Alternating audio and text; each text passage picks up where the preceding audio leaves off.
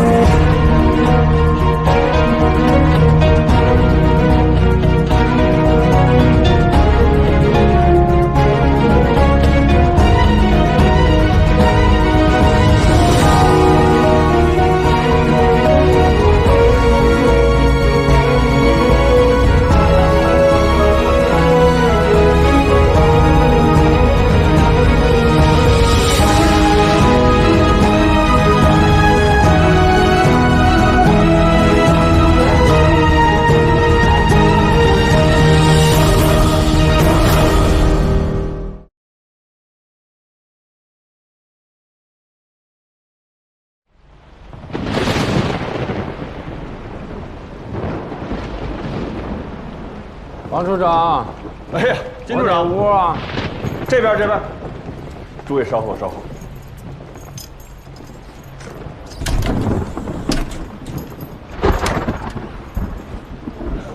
金处长，条件简陋点，多担待。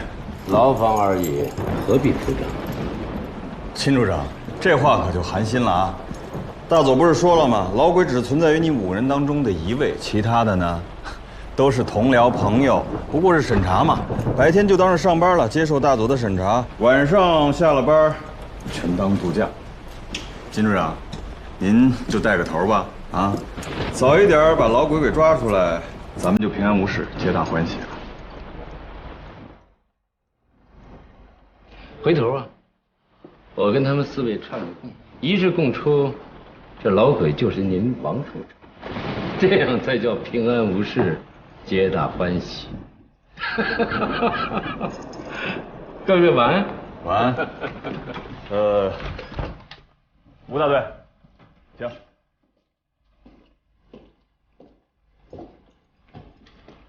李科长，您是这间。白秘书。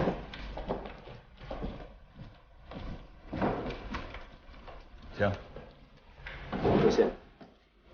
郭小姐。行。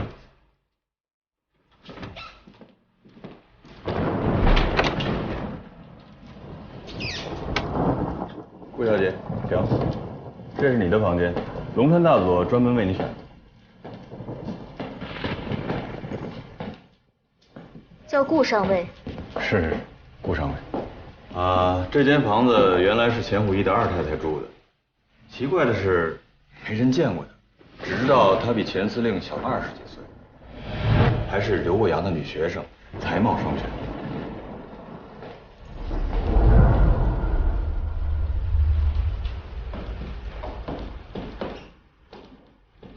从没人见过他。小毛，别管刚才龙川大佐跟你说了些什么啊，不用害怕，一切都有我呢，咱们是自己人。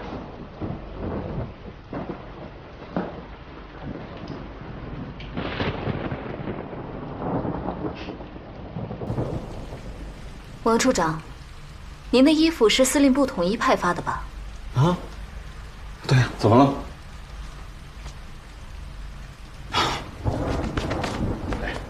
刚才不是收拾房间来着吗？况且我也不知道今天能碰见您，要早知道一定换一身干净体面的。我父亲跟我说过，人在最不自觉时候的样子，就是他在这个社会上真正从属的位置。比如说，就像今天，你不知道你今天会遇见我，所以就穿成了这个样子。可是你又为什么会觉得顾明章的女儿进了裘庄就要靠你王处长的庇护啊？顾小姐，你是顾传王的女儿，从小吃穿用度都是最好的，这是你的体面。我这个特务处处长的体面就是好好办差。不早了，早点休息吧。都说这个裘庄闹鬼，不过这房间肯定没有，我已经好好查过了。晚安。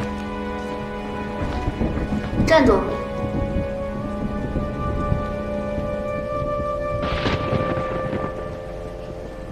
钥匙。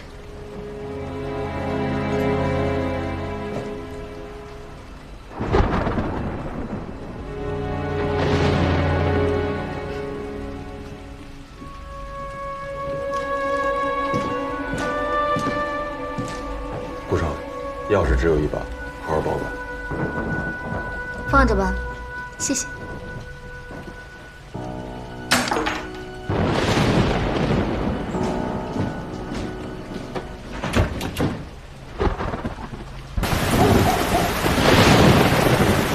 大佐，这个裘庄刚建成的时候，只有栋楼。后来是在何家搬进来之前吧，裘老庄主找了一个风水大师给看了一下罗盘，这才决定建西楼。而且必须要和对面的东楼一模一样，说是要镇邪。再后来嘛，裘老庄主过世了，这个大少爷呢，王处长，你对裘庄知道的不少啊。大佐，您也知道，出身就是世鼎之间，都是道听途说的。渴望权力。您说什么权力？对称在建筑学上象征着威严和权势，把自己的庄园建得像镜像一样，绝对对称。这个裘老庄主内心一定是爱权如命的。啊，爱权不知道，爱钱是一定的。深藏巨才，爱权好势，却突然死于非命。你说这裘庄主到底什么出身？啊，大佐，这个还真没听说过。反正这个人挺神秘的。神秘。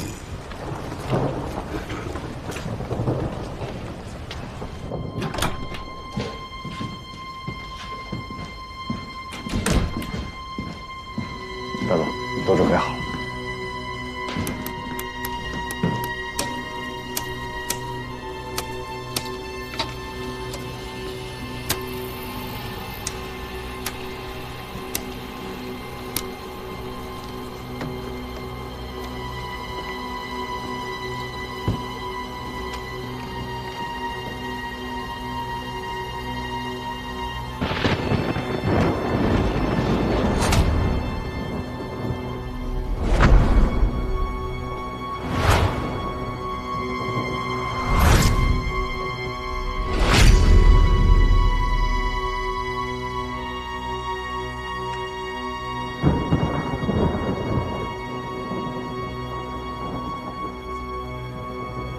这么昂贵的雪茄，随时拿出来抽一支，太奢侈了吧？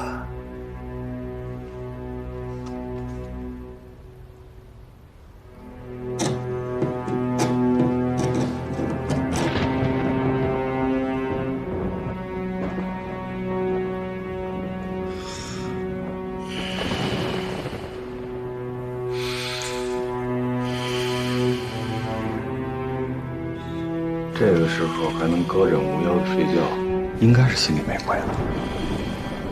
那可未必。别忘了古人曹操梦中杀人的故事。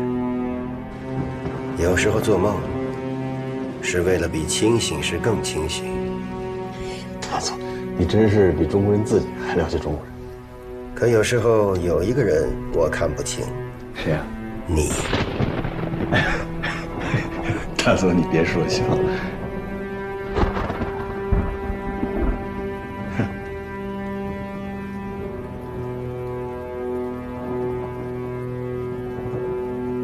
他在干嘛？炒美金、炒英镑呢。天才也要吃饭，更何况她老公还是个废物。临进球庄之前，李宁玉特别央求让我把报纸给递进去。我一想，不过就是跑纸嘛。啊，对了，李宁玉好像还向顾小梦借过钱要炒美金，这两个女人的关系应该不错。是吗？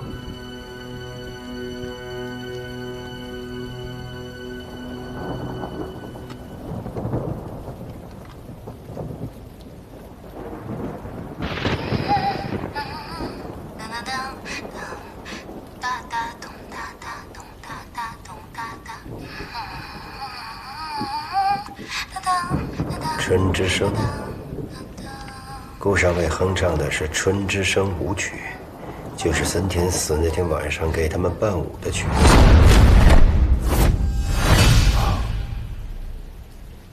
他哼这干嘛？这太晦气了。哼。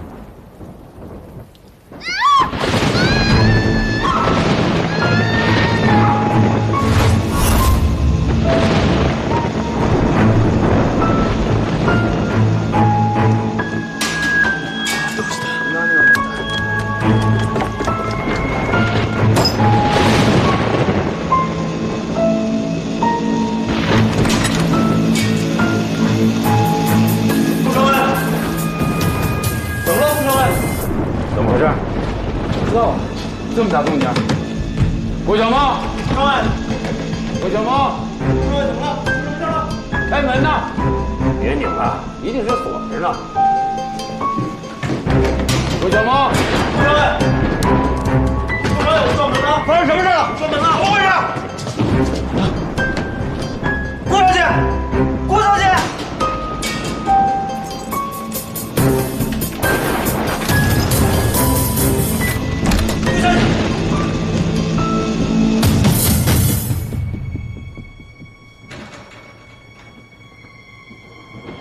小梦，你这么大动静，你吓死人呢！这么多男士突然闯进来，我才该吓死了吧？你被吓死了？你刚才叫什么呀？啊？为什么敲门叫你名字你都不回啊？因为那不是我，我说过了，在工作范围之内，叫我顾上尉。这不是发廊，不是舞会，没有什么顾小姐。你是故意的。怎么了吗？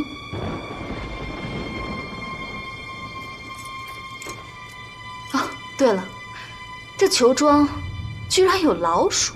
哪儿呢？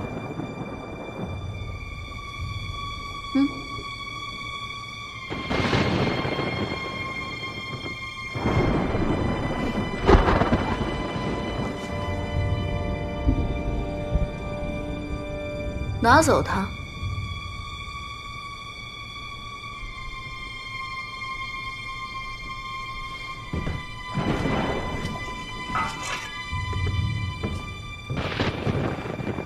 站住！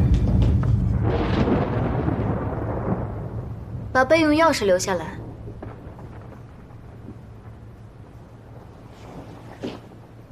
请原谅顾少尉。都说球庄闹鬼，鬼宅惊魂呢，还以为你遇到了别的什么危险，真是不好意思。不怕球庄有鬼，就怕球庄有老鼠。恶心人！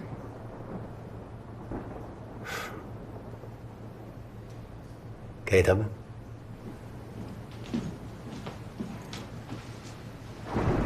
顾上尉，别有下回了。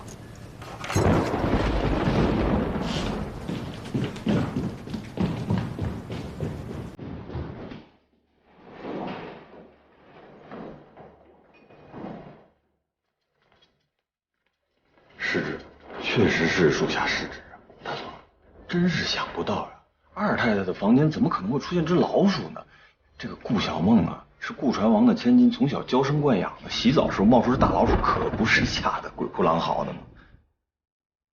娇生惯养的独生千金，怎么会在自己洗澡的时候愉快地哼唱着对她来说是死亡之舞的曲子呢？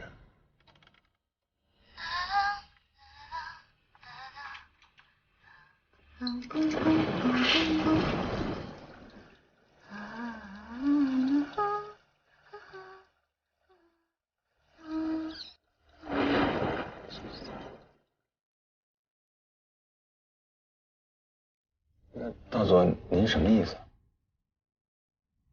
我的意思是，那只老鼠的死相很惨，它可以打死老鼠，还可以在打死老鼠以后从容淡定地继续洗澡。那它为什么要惨叫？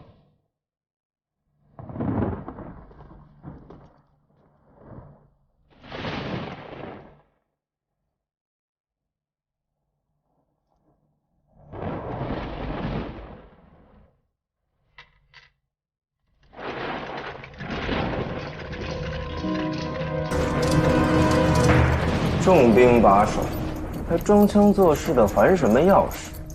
至少这钥匙在自己手里，就不会成为第二个钱虎义。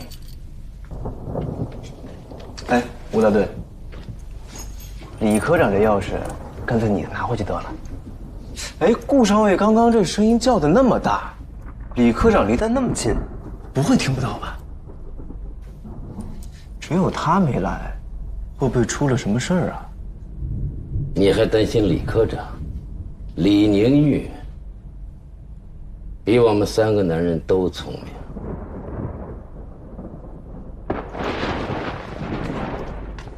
金处长，您这是什么意思啊？李宁玉为什么不肯出来？你们还真以为裘庄捉鬼和上次密码船上一样，京城团结，相互掩护，5个人都能活着走出去？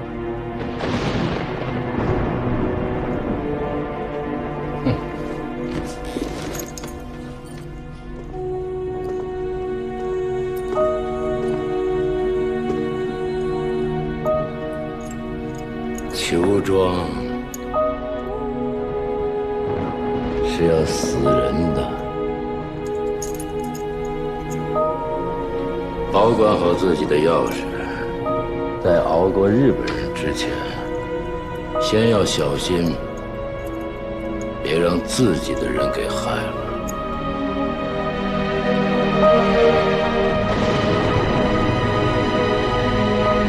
大佐，您是说他是故意这么干的？他这么做是要把我们引过去，这样告诉大家我们在所有房间都装了窃听设备，而且换了门锁，留下了备用钥匙。我相信从今天开始，那些机器再也让我们听不到什么有价值的声音了。大佐，您不会现在已经怀疑顾小梦就是老鬼了吧？我怀疑所有人。不应该呀，顾小梦是顾传王的独生千金，大资本家的后代，这不正是共党斗争的对象吗？顾小梦是顾传王的独生千金，那是大家这么说。如果她不是呢？间谍的履历都是编造过的，那就更不可能了。能进剿总司令部的哪一个不是粗筛子筛过了，细筛子再过一遍？这根本做不了假，是吗？那刘中队呢？明天把所有关于他们的档案资料交给我，只要是经过编造的履历，都会有漏洞。灯关了不意味着能睡着，即使他们睡了，今夜也将是他们最后一个能安睡的夜晚。别以为这里是密码船，是你们的机要处，只要咬紧牙关就可以有惊无险。金车长，为什么还要伪造密电？只有一条路，把军统间谍的罪名都推给李宁玉。我要制定一个新的计划，才能再次逃出升天。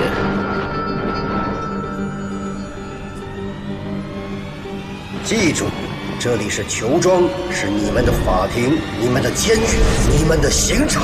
不要抱任何幻想能够活着离开这里。明知我只会杀人，这点本事能够救你出去。我要活着，只有活着，才能送他出去。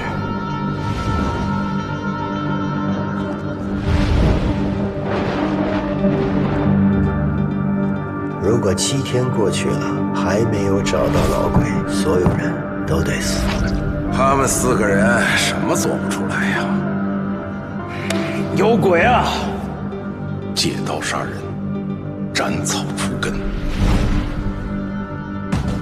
我要守住那个秘密，守住囚庄那只鬼。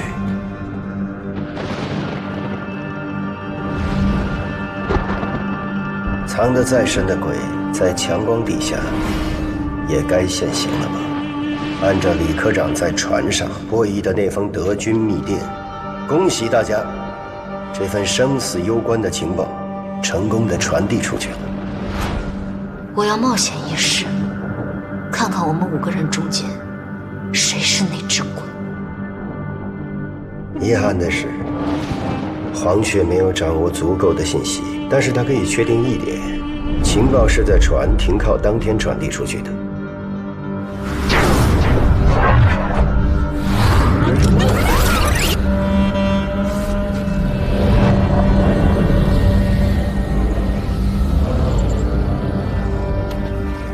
螳螂捕蝉，黄雀在后，情报是传递出去的，但传递情报的人被我方的黄雀嗅到了风声，所以你们这条情报线暴露了。而李科长，你身上的疑点最明显。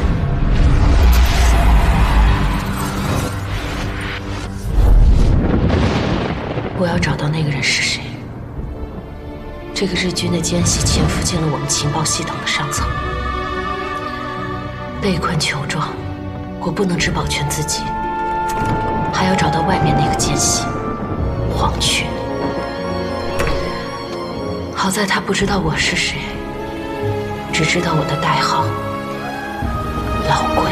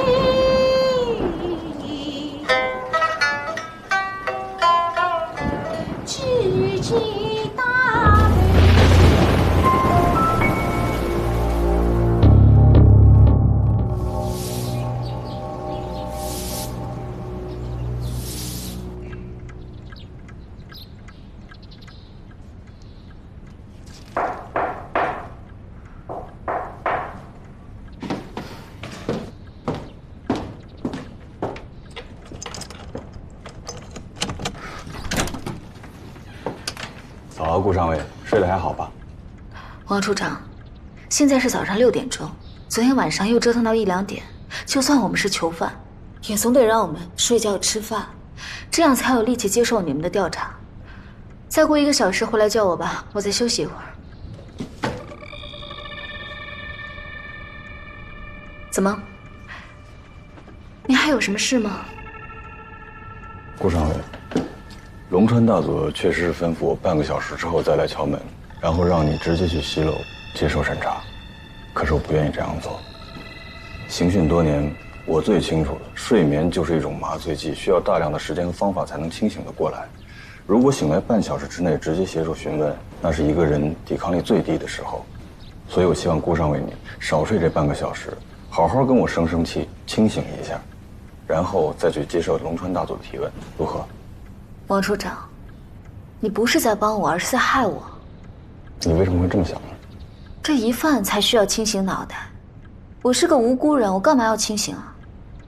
你这样格外关照我，是要把老鬼的嫌疑推到我身上啊？顾小姐，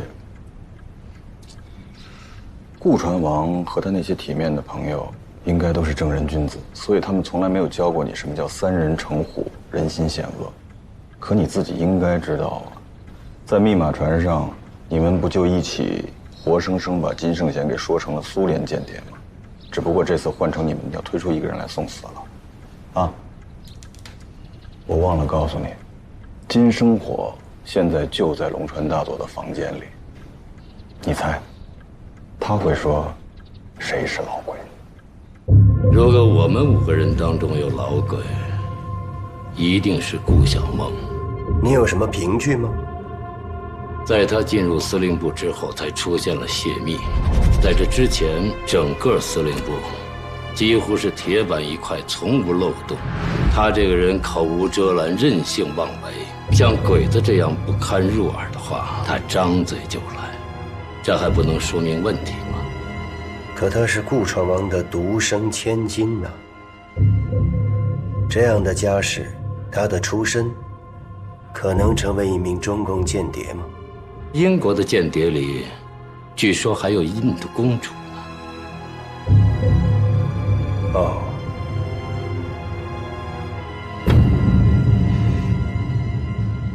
金生活，他金处长是军统的老人了，可是忽然莫名其妙的投了诚，缩进了一间小小的司令部里面去当什么机要处的处长，这未免太不合乎情理了吧？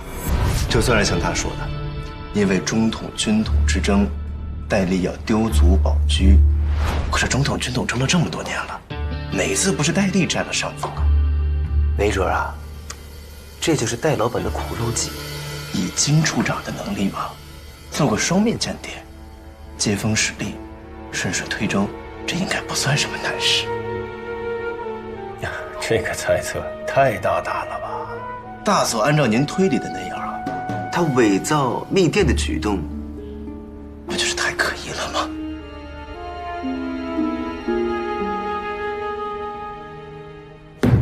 白小年，就他一个人？对，就他一个人。理由呢？他可以凭闻到女人头发上的香味，就知道他头一天晚上见了什么人，和这个人什么关系。所以，不管他什么时候上船，知不知道密电内容，他总是有本事能打听出来。那天晚上，就是最后一顿晚餐，我们所有人都喝了不少，可唯独这白秘书很清醒，是太清醒，到处谈笑风生。最奇怪的是，还问这守卫和救生艇在什么地方。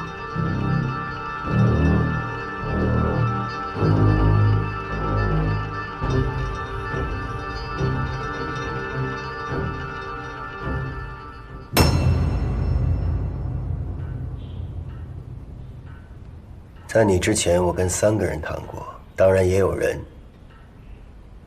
揭发你就是老鬼。时间就是生命，别再浪费我们的生命了。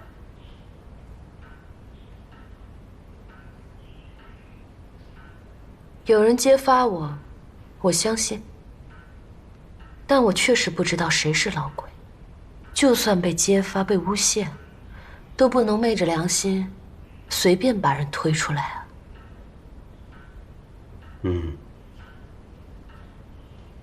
可是你自己就没有怀疑的对象吗？不怀疑。你撒谎，李上校。你在刚才说不怀疑3个字的时候，眼睛眨了一下，说明你有一个怀疑的人，为什么不说出来呢？说吧。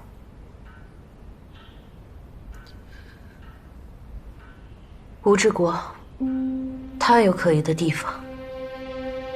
我不说，是因为他不太可能是老鬼。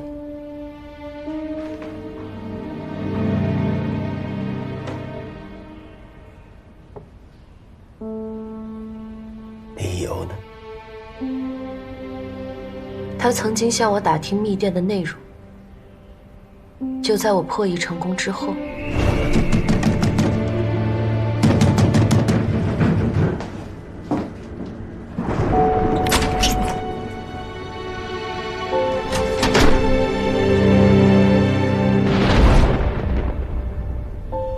他向你打听密电内容这件事，有什么人能证明吗？没有人能够证明。他是自己一个人来的，就在我的仓房里。那你又凭什么断定他不会是老鬼呢？吴大队长一路升到这个位置，都是靠人命堆出来的。只要抵抗日本人的，他都杀。这里头一定少不了中共的人命。请问大佐，有这样的中共特务吗？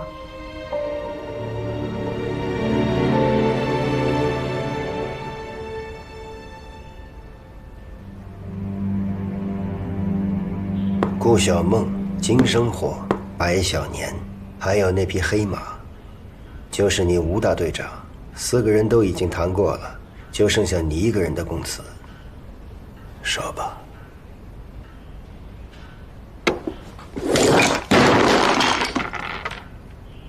你敢陷害我，我弄死你！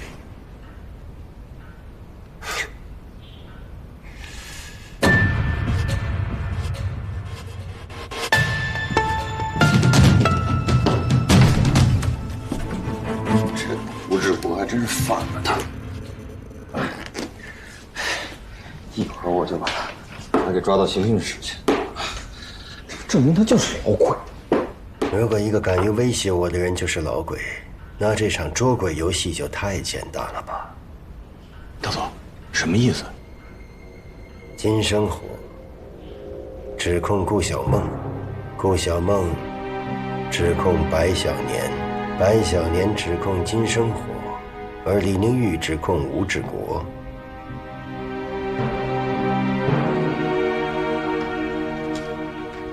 呀，只有李宁玉没关系，这不咬成罗圈架了吗？可他们当中的指控分明在为自己洗脱嫌疑，比如金生火指控顾小梦，在他进入司令部之后，才出现了泄密。像鬼子这样不堪入耳的话，他张嘴就来。捕风捉影，毫无根据。一个戴笠一手培养起来的间谍捕手，如果他怀疑一个人，必定是一剑封喉，怎么会说出如此轻描淡写的分析？对，正说明了啊，顾小梦他不可能是老鬼。您看啊，一个间谍怎么会这么明目张胆地说出自己的不满？潜伏进来的奸细正应该表现得忠心耿耿才对。是吗？依我看，没有人比王处长更像这个内鬼了吧？大佐，这话可不能开玩笑吧？生死攸关，我从不开玩笑。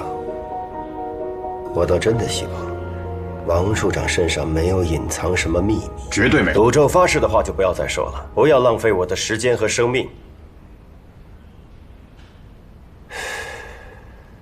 让我们再来看看这个白小年吧。白小年指控金生火，用的理由恰恰是我昨晚指出的伪造密电。大佐按照您推理的那样，他伪造密电的举动，不就是太可疑了吗？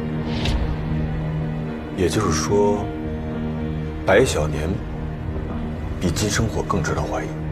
金生火的怀疑基本可以解除了。虽说他抽雪茄串供非常可疑，但多半是为了自保。伪造密电恰恰证明他不是内奸，一个真正的老鬼。他一定希望李宁玉破译出密电，而不是拿一个假电文来帮他过关。不对呀，大佐，昨天晚上是你先说金生火伪造密电正是他身上最大的疑点。为什么我昨晚要指出每一个人身上最可疑的地方？为什么？而李科长，你身上的疑点最明显。小梦，拂晓前的一场梦。可惜你这么一个家人，也上了密码船，甚至涉嫌杀害森田大佐。金处长身上最大的嫌疑之处就在于，你太不主动了。就时间而言，你没有可能窃密。但是如果情报是你发出去的，这就说明老鬼是2个人，一个是你，一个就是吴大队长。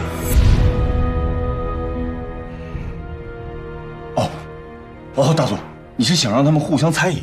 所以，我的指控是真是假，合理与否都不重要，重要的是我要破坏掉他们每一个人的安全感，摧毁他们5个人的信任联盟。既然是无中生有的指控，心中没鬼之人自然不会反驳，而那些利用我的指控急于推出一个老鬼的人才最可疑。也就是说，最值得怀疑的是白小年。白小年是张司令的机要秘书，他最具备接触到机密情报的便利条件，而以他的性格和能力，也完全符合一个谍报人员的要求。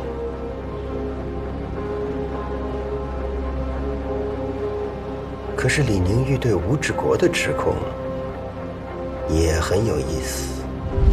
没有人能够证明他是自己一个人来的，就在我的仓房里。一个没有任何证人来证明的逻辑，却无懈可击。我们该相信谁呢？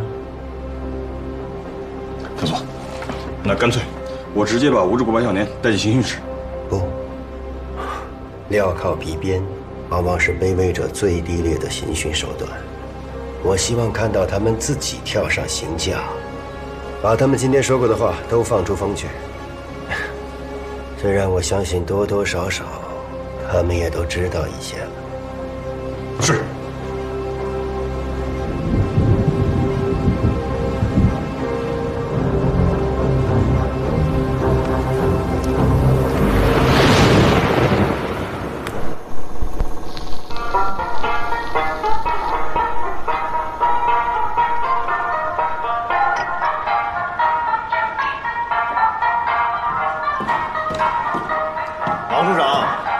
王组长，我求求您行行好，把这东西给关了，吵吵嚷嚷的，我们心里乱得很，听不得这个。白秘书是西洋歌剧听多了，不知道中国人的耳朵是听什么长大的。这是苏州评弹，王处长的乡音。王处长，这段闹江州讲的就是宋公明浔阳江头提反诗，黄文炳诬告义士遭灭门，没错吧？哎，金处长好眼界。金处长的耳朵八面得风，哪一头的风声都能听得懂，就像听得懂诬告宋江一样。我就听不懂什么叫诬告，谁又是宋江？反诗就是反诗，怕什么诬告？金处长，只怕您倒是想灭门，也没有黑李逵这样的好汉劫法场吧？我说的没错啊，吴大队。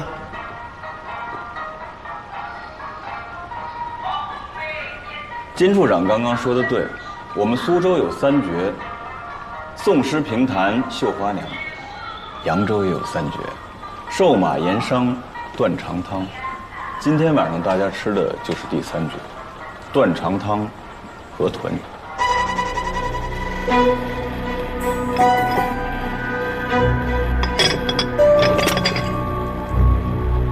看来王处长今儿晚上是不想给我们活路了，是吧？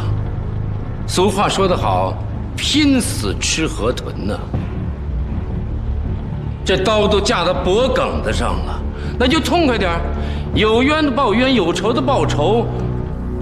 白秘书，你是张司令身边的大红人，我对你可是一向敬重有加呀。可没想到，机要秘书，保密的白日鼠不当，非要当着告密的黄文炳，是吗？金处长，既然自己心里头有密，就别怕被告密啊。伪造密电的是你吧？雪家串供的也是你吧？自己脑袋后头长反骨，想当宋江，那就别怕过公堂上法场啊！放屁！串什么供啊？这串供没你的份儿！你也是个大头白秘书，我要是宋江啊，你这后脑骨，他也是反的。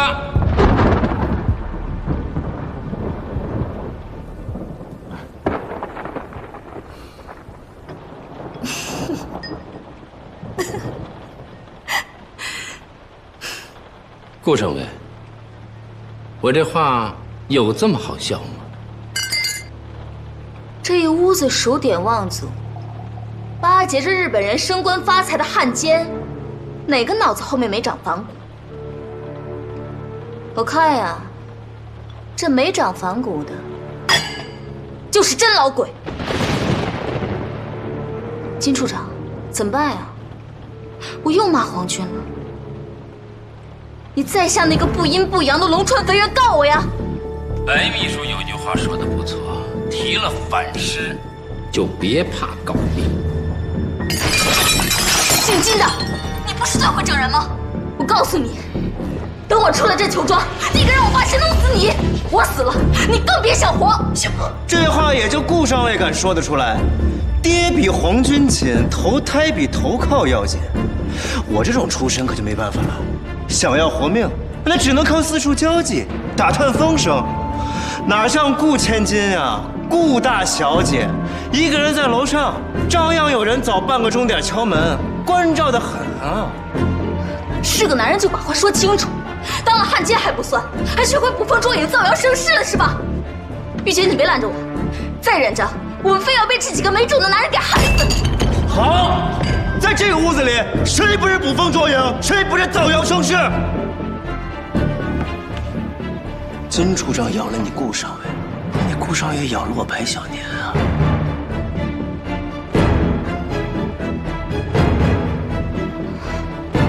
我呢，不好意思，咬的是金处长。一人一口，谁都别掺和。这一屋子的汉奸、黄文炳、出卖者，就吴大队长算条真汉子，可是也死得最冤，披肝沥胆，掏心掏肺，倒给人家卖得最痛快。你们这帮人啊，不想当黄文炳，那就得成林冲，你们敢吗？啊！不敢，就给我忍着。